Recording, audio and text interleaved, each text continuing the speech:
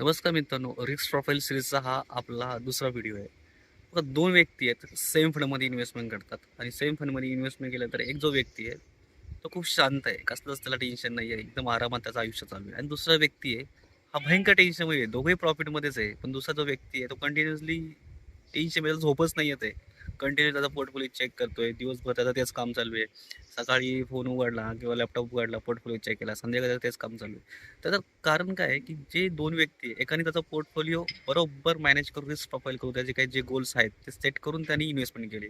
आणि दुसरा व्यक्ती आहे ज्याने कुठून ना कुठून ॲडवाइस घेतली, यूट्यूब चेक केलंय किंवा इंस्टाग्राम जिथून कोणी त्याला ॲडवाइस दिली, त्याच्यातून त्यांनी इन्व्हेस्टमेंट केली. त्याचं कारण काय? कारण की त्याचं रिस्क प्रोफाईल.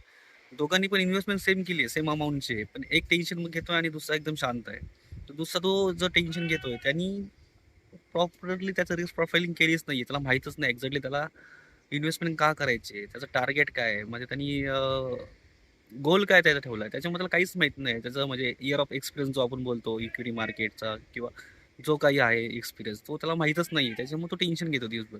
तर मला हेच सांगतो मी, की तुम्ही जेव्हा पण इन्व्हेस्टमेंट करताय तर तुमचं प्रॉपर रिस्क प्रोफाइलिंग करूनच इन्व्हेस्टमेंट करा. नाहीतर तुम्ही पण असं टेन्शनमध्ये राहाल आणि दिवसभर तुम्ही पोर्टफोलिओ चेक करतच जाल. तसं न होऊ दे यासाठी तुम्ही तुमचा पोर्टफोलिओ रेग्युलरली रिव्ह्यू करा आणि तुमच्या ॲज पर रिस्क प्रोफाईल प्रमाणेच इन्व्हेस्टमेंट करा.